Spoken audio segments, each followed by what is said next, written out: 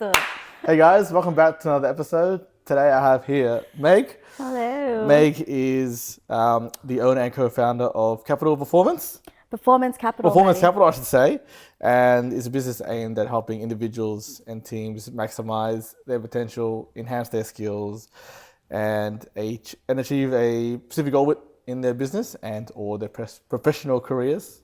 Nice. Is there anything else you want to add to that, Meg? Hopefully I done you justice with the intro, but is there anything else you want to add on to that? You're good. You're pretty spot on. Really just exists to fill a gap that I noticed through my years of coaching and working in the public service. Yeah. And that gap, I think, put simply, is just a mechanism that finds the real fault or the real issue. That is, whether it's prohibiting a business from growing or stopping a leader from reaching the results that they want. Yeah. Yeah. No, perfect. We'll dive into that a bit more, but I do want to get some rapid fire questions Okay. out the way first. So, besides this one here, what was your dream job growing up as a kid? I wanted to be a lot of things. I wanted to be a vet. First Oh, really? and foremost. Oh, yeah. okay. Yeah. I love animals, as you can see. I've got a couple of rescues here, but Yeah. Some guests in the background. yeah. An audience, I should say. The only thing that kind of steered me away from it was when I learned that you have to do some nasty things that, Yeah. I just wanted to cuddle the animals. Yeah. But, hey, how you going? Do a check up and then Yeah. pass it back on to the owner, right? Yeah. Yeah. But yeah, that's it. A vet. If your life had a theme song to it, up until this point, what would it be? Unwritten, Natasha Bedingfield. It's Unwritten. do you know that song? No. Can you sing it? Oh my gosh, she's gonna make me sing it. No, I'm not gonna sing it. No, you you don't can have to. run it. No, You can run it. You don't have to. You don't have to. Maybe we'll push post it in the comments or something. Yeah. You don't know that song? I probably do know It's it. a banger. If you sang it, I'll probably know it. It's a banger. Okay, I'll listen to it after Lisa, this. do you know? Oh, she's got it. All right. No, that's not, why that song in particular? It's just a really feel-good song. I think the underlying message is just a very positive outlook on life, and just really accepting that despite whatever your past you've come from, Yeah. whatever ahead of you is it's unwritten. Yeah. Very lyrically deep by the sounds of it. And last one, what is your comfort food that you go to? Oh, there's so many. Pasta or pizza. With the pasta, red sauce or like a creamy sauce? Lately a creamy sauce. Yeah. So anything like mushroom, a carbonara you can't miss. Yeah. And then if I'm doing a pizza, it's pepperoni. Pepperoni. Yeah, perfect. That's actually my favorite too, actually. Yeah, man, you Sign of gotta that. do it. Done. Pepperoni. All right, but I know you talked about it in the intro there about yourself, a bit about your background and your business that you currently run at the moment. Can you talk us through a bit more into your resume there and how you ended up starting your own business there? My resume. Neurocoaching I started around the same time I started with public service. And what is listening and watching? What is neurocoaching? Neurocoaching, in one sentence, is understanding the why behind human behavior. Yeah. So I studied that in 2020. I've been coaching for the last 6 years now, and then I was working for about 5 to 6 years in the public service as well. Yeah. So NDIEA, DJ Sir, DVA, all very interesting acronyms. But to paint a picture, they were environments within the government that really required decision makers to make decisions that weren't always black and white. Yeah. We were required to review a lot of information and come to a conclusion that we had to stand by. Yeah. And sometimes these were decisions that affected, multi-million-dollar accounts, people's livelihood, people's businesses, and at times it was sometimes life and death. Yeah. So you really had to be able to get behind the decisions you were making and really be able to understand yourself enough to operate well under pressure. Yeah. Does that answer your question? It does, yeah. I think people from the outside perception think these decisions get made on a whim, but obviously, obviously for your background, what you just said, it doesn't. Like, I guess explain to those listening, how long does it go? What is the decision making process essentially? How long do people debate these things? How long is it in the pipeline for? Yeah. How reactive do our no, I guess not Our, governments per se, but yeah. those in those specific roles, how reactive did it need to be? Yeah. Like it varies depending on the department that you're in. The decisions don't necessarily have a timeline. Obviously, um, make them as fast as possible. But when there's things like 1,000-page documents, Yep. medical documents, legal documents, waiting for tribunal to lodge this, that, and the other, the timeline, I think the timeline doesn't matter too much, Yep. but it's the weight behind the decisions that you need to make. Yep. And the one thing that I was exposed to straight away when I entered the public service is really observing very intelligent, very capable senior individuals buckle under pressure. And if the thing about it is, if you don't understand the why behind human behavior, and you're someone who is so used to being competent in your field, and all of a sudden you're exposed to environments like these, then you start thinking, am I incapable? Am I failing? But it's really just about understanding when it's high stakes and people's livelihoods are on the line, all of a sudden your decision variables just aren't the documents and the evidence that you have in front of you. It's also, what are you afraid of if the decision is wrong? What else is there? What are you also deciding based on how it's going to affect your reputation if this blows up in your face? Yeah. Sometimes people take a safe route or take a safe decision that isn't necessarily the right one Yeah. because they don't want to face the consequences. tribunal or the Yeah. family or the business. Yeah. Well, when you say buckling under pressure, like I thought of an example is as simple as someone saying before a decision's been made, they might have a private chat to you or to the team, be like, what, I'm walking to that meeting, I'm gonna do this, I'm gonna commit to this, and then during that meeting they kind of don't do that. Is that an example? Yeah. Is that an example of it, or can you elaborate a bit more on what you've seen as buckling under pressure without maybe going No, too you're right. detail? I get you. There were a lot of times when our decisions had to be presented in front of a tribunal. Yeah. And the conversations that would happen before that would be, well, this judge always leans towards this way. I don't want to get in an argument with the judge. I don't want to have to face that backlash. Let's just go with the safer decision. And sometimes that safer decision meant that we're not fighting for the extra $500,000 for the family's funding. Yeah. You know what I mean? Yeah. It's... And how did that sit with you? I would be the one that had to have the hard conversations instead of the lawyer that's supposed to be speaking to the judge instead of me, which is fine with me. And that's why, as much as there were a lot of processes within those roles that I didn't agree with, I was in there because there was a lot of change that I could make. And you got to work really closely with the clients, with the families and the business owners and veterans and things like that. As hard as it was, the work was fulfilling at the end of the day, even if you were pissing people off in the office. Yeah, 100%. Yeah. I guess because you could differentiate between, what you were going through in the office versus what the end goal, what you were trying to, what you're ultimately trying to achieve was. Okay. Yeah. You describe performance capital as, something between coaching and consulting.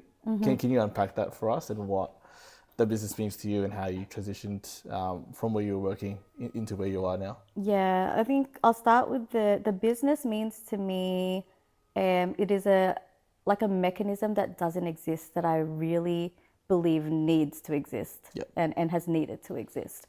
And I say that as someone who has been coaching for like 6 years now. The way that a coaching conversation works is a client comes in with what they believe is a problem. And that coaching conversation works around that problem. They find solutions around that problem. Now, if the real problem is not addressed, then it is now just a coping mechanism around a symptom that you've brought to a conversation, which is why sometimes you'll have a coaching client be like, it worked for 6 months and then I'm back to where I was before. Consulting, on the other hand, is very strategy focused, processes focused. And if you look at where both of them sit, at no point is there a time where someone looks at the individual that's making these decisions, that is impacting everything downstream, and ensuring that the problem they're bringing is actually the right problem. You know what I mean? It's if I can give you an example, it's if you feel a pain in your leg. And you just go to a GP and they're like, here you go, have this Panadol. and then 6 months down the track, it's gotten worse because you haven't gone to actually get a diagnostic and Yeah. something's actually broken. Yeah. And you've just given yourself a coping mechanism for the last however long. Yeah. Yeah. You're not addressing the root cause, essentially. You're not addressing the root cause, exactly. Yeah. Yeah. And was it just through, working 5 or 6 years that you realized there was a gap in the market? Or how early on did you realize there was a gap in this market? I think it was a slow burn for me. Personally, I am someone who, because of the environment that I worked in, and then obviously there's coaching, I see the value in precision Yeah. and quick change, and seeing progress very, very quickly. Yeah. Coaching is great. The tools are great. The methodologies are great. They are helpful. Sometimes it's a slow burn. I do believe coaching was created to help people, just develop, but not necessarily, snap quick. Yeah. And they've introduced it in work industries where you don't have time for that sometimes. And what was your question? What's the other half? When did you realize there was, Yes, there that's was a it. gap in the market? So there was that, and I was obviously coaching people, and it was working. But for me internally, I was like, I need it to be a little bit more precise. Was it because you weren't getting the results, or Yeah, I was working on methodologies that I was taught. Yep.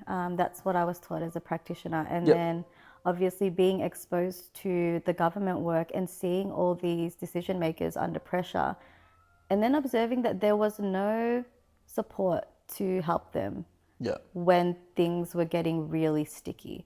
So the way I like to paint the picture is there is always a very thorough onboarding process on who you hire. Yep. Very thorough process when it comes to PIPs, performance improvement plans, when things are degrading. Yep. But as organizations evolve, as processes change, as expectations shifts, there is no mechanism that stops and is like, how are you operating right now? Because obviously if things change around you, you need to be operating differently. But that doesn't exist. Yeah. So I think it was something that I observed over time. I kept seeing the problem manifest over and over again in different ways. And it took a while for me to kind of create this methodology, this way of questioning, this way of observing people, to finally come to see that, performance capital is the result, but to come to see that this is the gap that needs to be filled. Yeah. Did you find that, I think you've already worked in large organizations there, did you find that within large organizations that gap was a lot more prevalent in terms of that support, the ongoing support, we'll call it, to see how that person was performing?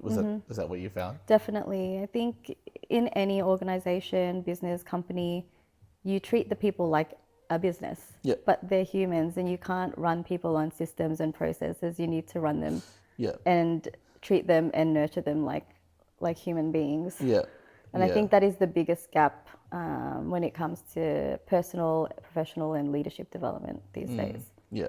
You mentioned it earlier, mate, about your business there and a diagnostic as part of the onboarding process there. How do you pinpoint exactly what the fault is? Is it with, like you said, is it with a coaching aspect of it? Is it with a consulting aspect of it? How do you walk us through that diagnostic process there, and how you can quickly get onto, as I said, what kind of management that person or that team would need? Yeah. So the diagnostic is the conversation itself. So it's 45 minutes, give or take. We'll go longer if we have to. But the way that the questioning works is it provides an environment that allows us to observe how the person thinks, operates, and decides under pressure. So we're not just looking at what they say, we're looking at how they say it, how their body moves, what they say with confidence, what they hedge, what they don't. And all of that is data that allows us to be able to find what the real fault is underneath.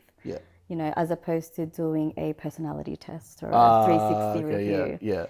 It's a very personal thing. Which quite targeted. Quite targeted. Very targeted, which it should be. It's very individualized. Yeah.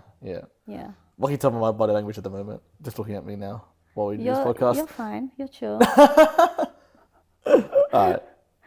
You can tell me otherwise. No. I feel good. I was just more like, like you said, I didn't understand that you looked at the body language as well.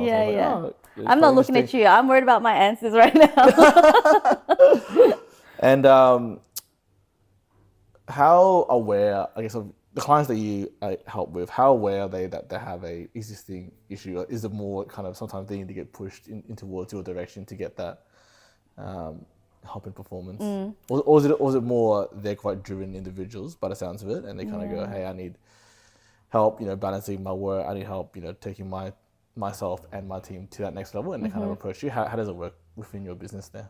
The good thing I think about social media these days is like it's really made people very self-aware and they see the value in personal development. So it's become more prominent in the last few years that people do find me and they know exactly what they want and what they're looking for and the value behind it. Yeah. So it's a mix. It depends. And then there are some operators, specifically business owners and founders, that they've gotten here because they don't know what else to do. Yeah. And it's hard sometimes when you're a founder. You're so used to When you the say mindset. when you say founder, sorry, that's like a business owner, Yeah, someone that's a established a business business owner. owner, Yeah. like you've developed an app or same thing that I've done, developed a methodology or something. You've born something pretty much. Yeah. Yeah, it's hard because to be able to finally get to a point where like I actually need a third party or someone outside of me to give me an opinion on something that I haven't brought to life by myself. It's a difficult reality to It's come quite to. daunting, I can see, in a way. Yeah. Yeah. Even when we had our chat over the coffee Yeah. a couple of weeks ago, and I was Yep. telling you all the things, and Lisa was like, "Yeah, that's a difficult thing to hear, like as a business owner." Yeah. When we were talking about what were we talking about? Uh, Just sometimes the blind I, spots. I swear I was listening. I was engaged It in the was like conversation. the blind spots of business owners and how sometimes, oh, I remember Oh, what yes. it was. Was it- You have to have a life outsdt of business, Yes, and 'cause that balance is so difficult 100%, to especially manage. for you and Lisa, who's my partner and also the editor of this podcast. How because with the sort of business that you run, you are the face of your business. Your goods and services that you provide are the business out there. You're the face of it as well, and it's hard to not be consumed by that 24/7. You're a walking representation of your business. Yeah. It's not just like, oh, I go home, turn the factory lights off, and I'm separated from that within yourself. That's a good segue actually. How do you deal with the burnout of the business so far? I think I've been fortunate enough to, because I have that background in neuroscience and understanding behaviors and things like that. It doesn't mean that life is easy. It is so not. Yeah. But it's just being a little bit more aware, just being a little bit more present. Yeah. But when it comes to burnout, I don't know, it manifests in different ways. I think the biggest thing I've learned is that you have your different cups and they don't have to be filled equally. Yeah. Like I do need to be social, but I don't have to do it every week, and that's fine. I'll do it maybe every couple of weeks. Yeah. My family time, I've learned that quality obviously is quality over quantity. Yeah. And we've been able to teach the kids that along the way, which has been really helpful in managing their expectations. Yeah. With while Tristan and I are both building something. Yeah, you and your partner. Yeah. By going into it, both run businesses respectively. Yeah. Yeah. So it takes obviously a lot of your time, energy, and effort. Yeah. But in short, yeah, addressing burnout is so. Is burnout real? Controversial Yeah. question. Is No, burnout of real? course it's real. Yeah. You're human. You run out of fuel, Yeah. and you just have to. And but the remedy is different for everybody. What's the difference between burnout and being tired then? Tired is like a physical thing. Burnout can be mental. Okay. I don't know. I feel like they That's overlap. a good differentiation. I'm not saying I don't believe in burnout. It's more Yeah. just putting Yeah. someone that is such an expert in this field. I obviously want to know what the difference between They burnout overlap. and being tired is. You can be both. I don't know. If you're tired, like, whether you're burnt out or you're tired, do something about it. You need to recognize the symptoms Yeah. early. How do you recognize symptoms early within yourself, but also your clients as well? Like, are they just simply not performing because they're tired / burnt out? And how do you recognize that within them, as opposed to just Yeah. more of a performance issue? I think with me personally, irritability is the first thing that comes Yeah. for me. When it comes to clients, it depends on the relationship. So if it's someone that you've been working on for a while, they're easier to read. Yeah. But it comes down to the same thing, the way that they answer, how they're saying it, what's their body like. And then if you can't read from there, ask specific questions that will kind of bring that answer up. You just got to Yeah. get, it's a combination of, knowing the psychology, being able to read people, Yeah. getting creative with the way that you hold conversations. Yeah. But most importantly, it's being able to hold a really safe space Yeah. for people to even open up in the first place. Yeah. Yeah. Yeah. What are some of the common patterns and mistakes that you see across founders and high performers? Even though, they're quite motivated, even though they're quite, very capable, obviously they're founders and in their positions for a certain reason. What are the common mistakes or, not mistakes, but common issues that you've seen across Yeah. and how have they gone about addressing it? I think we touched on it a little bit earlier when we're looking specifically founders, but again, if you've built something from the ground up, you are well within your right to be like, I know everything and I can do everything and I should be able to figure it out. Yeah. And then they reach that ceiling or that wall, and it's and then they go on this loop of trying to keep addressing this problem with different solutions, but nothing moves because they're not addressing the right problem. The root cause, yeah. That's the main thing. And Yeah. you can't blame them. Like, good for you, you got this far. Yeah. But at some point something needs to shift. Yeah. And that's and it's okay to get help from outside, because sometimes when you're in it, it's hard to see the blind spots, and they're called blind spots for a reason. Yeah. Another one would probably be, again, when we're talking about leaders, decision makers, as things progress, sometimes they miss the shift of, I have to make the decision and everything, to then I have to build leaders around me. Yeah. So that I don't have to be the one that is in every single room, that is having to make every single decision, but instead let me teach the logic behind how I operate, Yeah.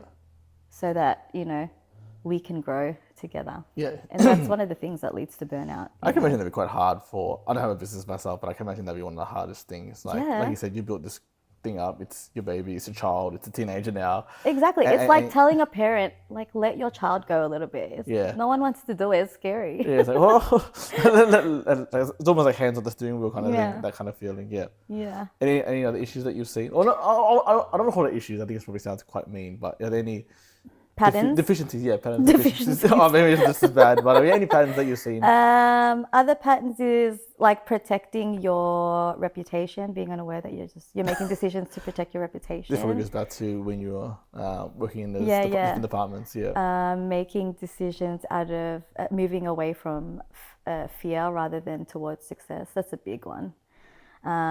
It's like if we're talking about when money is involved, if you have a job, let's say whether it's in like trades or investments, making a safer one, because it's safer. So that's an example, and then that will stunt your growth if that's the line of work you're in, and majority of the decisions you're making are to move away from fear rather than towards growth. You're gonna fall behind. Is that a hard mindset to shift? It depends on the person. It depends on how they come to that conclusion. Yeah. One of the main goals, or like one of the measures of success with the diagnostic conversations for me, is if I can ask the right questions that leads the person to see for themselves the fault in how they're operating. Of their answers, That's the most impactful way to get someone to change. Yeah. Rather than me being like, this is what's wrong with you. Yeah. Probably flipping at 180. Again, I don't always say issues. On the flip side of it, what are common traits that these founders and these high performers have over, say, the average Joe that you've seen? Traits? I mean, the good traits is that. Yes, I mean, yeah. What are the good traits? Yeah. What do they have that the average Their Joe... efficiencies. Their efficiencies, not deficiencies, yes. They're driven, they know how to work hard. Yeah. They know how to push past burnout, which is a pro and a con, On the flip side, it's hard for them to accept criticism constructively. Again, they're very protective of their work. Yeah. That's probably the main things. There's nothing really else that, in terms of traits, there's the main traits. What motivates them? So I had a conversation with one of my best friends the other day. I think he mentioned the 4 Fs that motivate people. What's the 4 Fs? So there's fun, there's fulfillment, and this is applied to this context. You can apply to a job or business. You don't need to be a founder, but it's fun, fulfillment, fame, and fortune. So fortune being money, fame is, you know, being famous on social Yeah, media yeah, or yeah. whatever. Whatever. Fun, obviously, fun is actually enjoying what you're doing, and then I forget the last one was fun, fulfillment, fame, and fortune. Yeah. So those are the four Fs. Yeah. I mean, What out of those four, or something outside of that, what motivates? Yeah. as in what I've Yeah. seen for the most part. Yeah. Probably, look, everyone is going to save face that it's for fulfillment. Yeah. But let's be real, people are chasing fortune. Yeah. And fame is a nice thing to have on the side. Yeah. And that's one of the things that that is brought to the surface during conversations too, you know. Yeah. Sometimes people will say, you know, money's not an issue. I just want to, you know, pursue my passions. But then you look at the decisions they're making and it's not adding up. And look, there's no right or wrong. Yeah. Whatever tickles your fancy, do that. Yeah. We're not here to judge. We're just here to help you We're figure here to out give what you your the issues answers are. and Yeah. provide you with the right answers. Yeah. Yeah. Do you call them out on that? Do you say, no, I think that based on your answers, your values more align with this, as opposed to, and you look at your decisions you've made, you're aligning more with this as opposed to what you're saying? It would more sound like, okay, so this is how our conversation's gone in the last 20 minutes. Do you hear the contradiction between what you said at the beginning of the conversation and what you said just now? And they'll probably have that light bulb moment where they Yeah. go, Yeah. yeah, You know, okay. and we all do it. We all do it. Yeah. How long does it take generally to see the results there? So I guess the question is more around these highly achieving, highly capable individuals. Yeah, they apply the advice that you've given them. They may or may not get it wrong. Hopefully, more right than wrong. But yeah, if they keep getting it wrong, like, well, what then happens within the business there? How do you coach them out of that? Yeah, I mean, ideally, the conversation itself is enough Oh, really? Okay. to see change or Yeah. just to bring that clarity to the foresight. Yeah. Just to be able to see yourself clearly in the way that you've been operating and making decisions. That in itself is transformational already, which is why the diagnostic stands as a service on its own. Yeah. So performance capital, I don't know if we've touched on it. There's 3 parts to the service, which is the diagnostic, Yep. phase 2, which is implementation, and then phase 3 is more so for like ongoing retainer work. Yeah. Perfect. But in answer to your question, in terms of seeing change, the first point is once they get the report or even during the conversation. Yeah.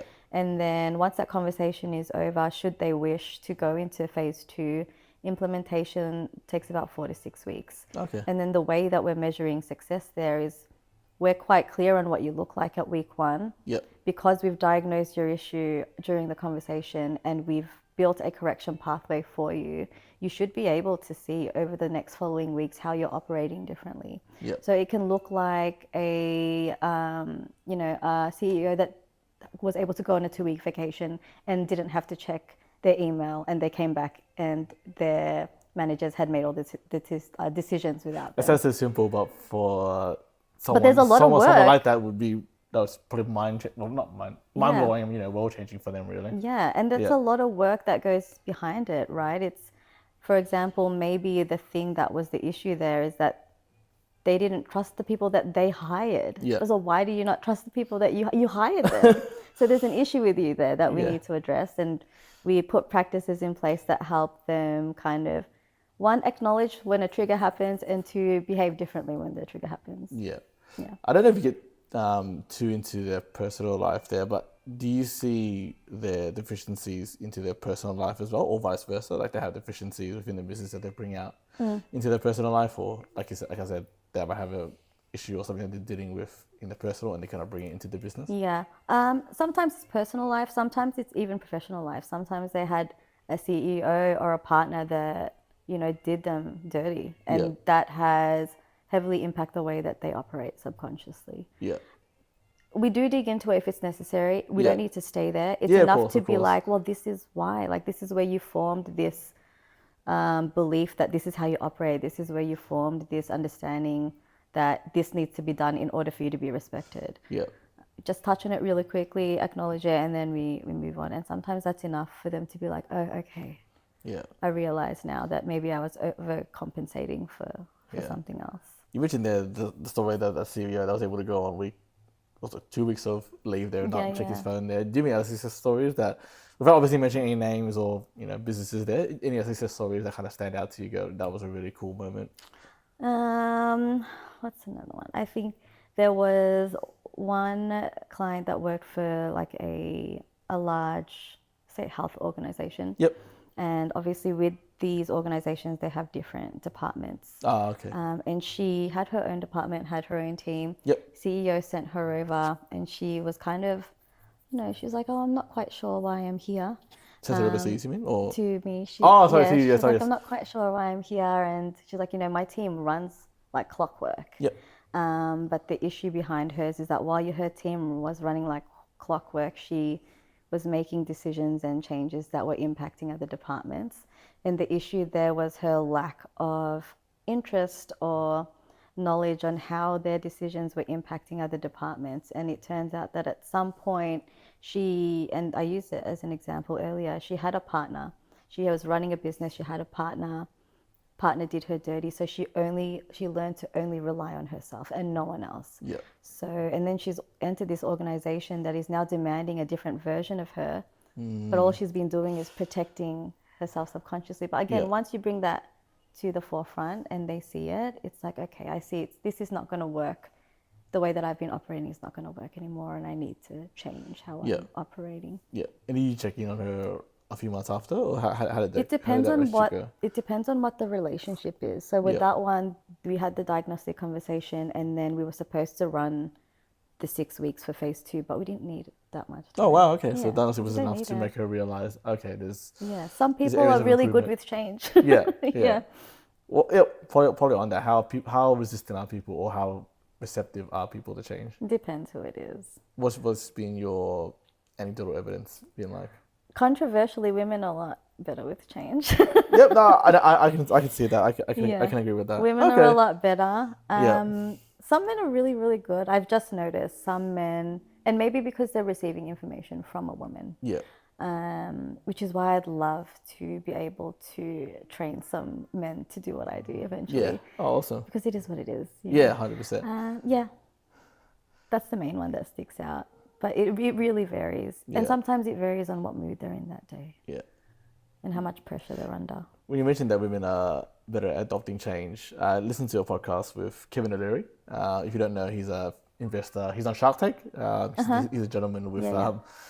I'll say limited hair, Yeah, loves yeah. wearing red watches. That's like his signature kind of look there. So he made a comment on the podcast that he only hires, I don't know how long it's been now, but he only hires women in high level positions because he thinks that they're just better decision makers and higher performers compared to men. Is that kind of, not saying that's always going to be the case, but has that been your anecdotal evidence Interesting. of the people that you've worked with, not just within your business, but the departments that you've worked in as well? Yeah. Yeah. And look, it's no gender's fault. It's we're all just a product of what society has like molded us to be, and it's them so far back. Yeah. I think we're getting better.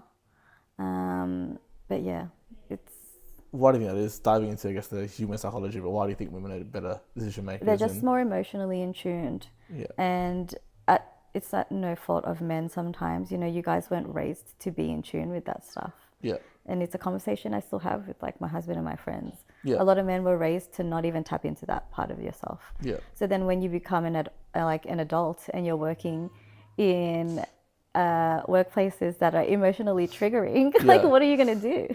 You have the tools that you have, and it's Yeah. like, okay, this is how I'm going to cope with it. Yeah, This is how I'm yeah. gonna cope with You it. scream. You walk into a room and you scream.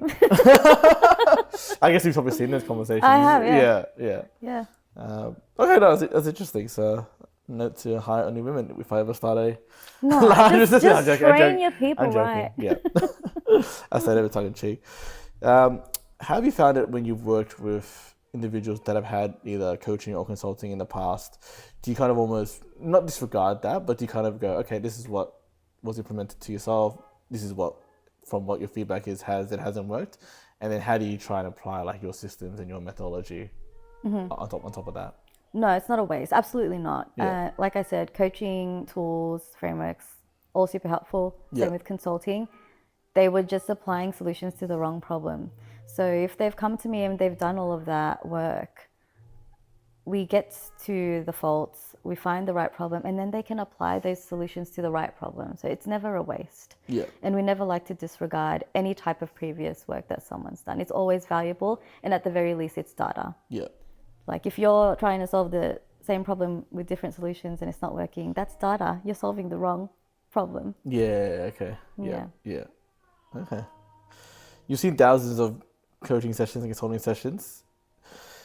Uh, how do I say it in a nice way? Just say it. Do you think other coaches and consultants, are they just recycling the same advice over and over again, but just putting their own spin on it? I don't think the coach is the problem. I think it's the methodology.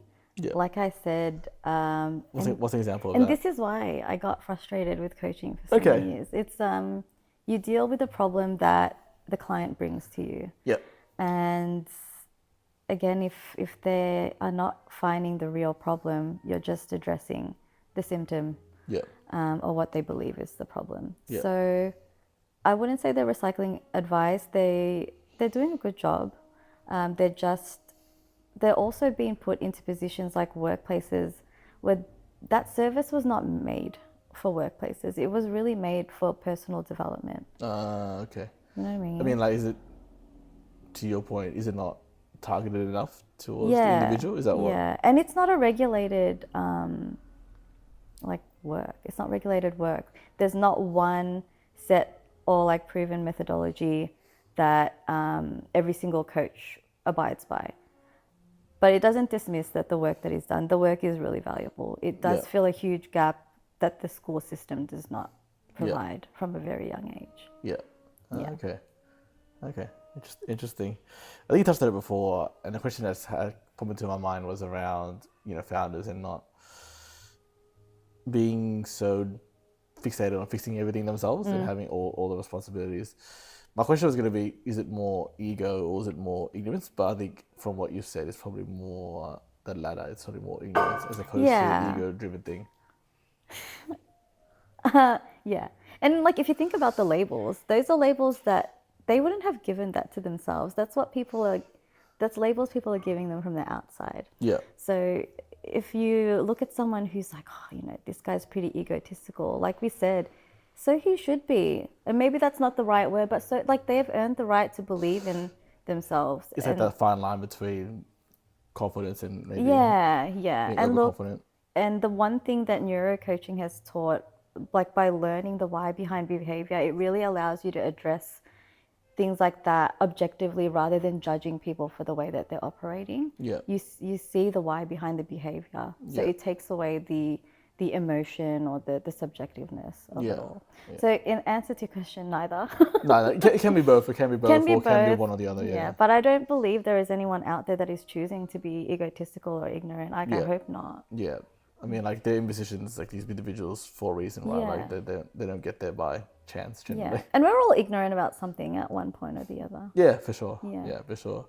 There's so much information out there on the internet or even books even that make, if someone wanted to get, more understanding of, the neuroscience and, want to help their own performance, whether or not they're a founder or, a employee or individual contributor there, how can they go about that? And how do they filter out what's good and what's bad out there? I mean, for books, Joe Dispenza's good with neuroscience. He's got a bit of a rep for being a little bit woo-woo, but he's really good. I think he's good. Take what you can, In terms of other resources, if you want to look at Performance Capital specifically, it's just performancecapital.com.au. Yeah, I'll drop all the links and whatnot in the description below. There's free audits and quizzes on there if you like. Yeah, awesome. Tell you where your faults are, and then if you want to take it further, there's the diagnostic, or just hit me up. I'm everywhere. Instagram, LinkedIn, TikTok. I'll link all that down below there. Yeah. Oh, awesome. Is there any advice you want to give to the listeners that can apply, almost today they make to uplift their performance? Uplift their performance? Advice? Yeah. I think just, don't think that you know everything. It's okay to ask for help. Learn to take people's feedback objectively. Don't be so sensitive. Yeah. and be a little bit more acutely aware of the contradictions when it comes to your behavior. I think that's a really good one. How do you identify that? Obviously, you're coming as a third person, and you're able to hear what they say and then link with the actions that they do. How does someone audit themselves? Besides, obviously, maybe doing the quiz that you have available, how would someone self-audit themselves? I mean, now that you've watched it and someone's taught you to be a little bit more aware, awareness is the first step. You know, once it's brought to your attention, it's easier. It's just one of those things. You really need to want it. You need to want to be better, and then you need to be specific on what you want. Yeah, And it's it's that simple. It's as simple as writing it down. Like, for example, for me, and this probably maybe it doesn't suit the context or suit the context. Every day I write down, goals that I want to achieve for the day, and I kind of, at the end of the day, I reflect on whether or not I've done those things and to what level I've done those things. Is that as simple as how someone can audit themselves? Yeah, exactly. That's what an audit is. Just being very specific. Yeah. On what you're looking for and what you want, what your targets are. Yeah. Where you're at right now. Yeah. Yeah. No, awesome. Oh, thanks, mate. Was there anything else you wanted to share with the listeners, viewers? I woke up at 2:30 this morning, so I'm sorry if I'm not that sharp. No. This has been one of the most interesting conversations. Actually, it's something that I've never thought I would get to interview. So, thank you. Yeah. I do have a closing tradition on this show, Meg. You have a closing tradition. Closing tradition that I've asked every one of my guests on my. The closing tradition is a question. The question is, what is the best advice you've ever been given? Oh, the best advice I've ever been given is, and I wish it was a more unique one, but I really do love this, is that you're one decision away from changing the trajectory of your life. I like that one. That one. Who is it from? I have no idea. I don't know. You just read it, saw it? Yeah, I read it, heard it somewhere, probably multiple times, and then one day it just landed. And how's that influenced your decision making in life since? I mean, I can point it to a few things, got pregnant early at 22, decided to keep that baby. Yep. Now I have a beautiful family. Yep. Decided to date my best friend for 10 years, since he is now my husband. I almost didn't do the neurocoaching course because I didn't want to do the coaching aspect because it was really scary. Okay. And that is the point that really changed the trajectory of my life, because I hated the concept of coaching before that. I thought it was absolute bull. Woo-woo. Yeah. So probably that. You touched on it there briefly, and I do want one last question is, how does someone get into neurocoaching? Like you said, there was a course there. How does someone get into it if they're interested? The one that I did, they've closed down now, but there's a lot. Make sure you do an ICF accredited one. Just go online. What's ICF? International Coaching Foundation. Is that like They're the most regulated one. It's like a worldwide certificate. So you do assess. So you make sure that you do your assessments, you're graded and things like that. So if you're looking for a coach, make sure they're ICF as well. Okay. Wait until I formalize mine and I'll train you. Oh, done. And I know you said it before, but can you repeat again, Meg? If people want to get in touch with yourself, how can they reach out to you? Yeah, so I think we've got Instagram. Right now, I think it's still Meg Feline at Instagram. On Instagram, Performance Capital _ is on Instagram too. Same thing with TikTok. Still Meg Feline, which is my middle name, but we'll just chuck it in. Done. I'll link all those in the description, and feel free to reach out to Meg, guys. Thanks for coming on.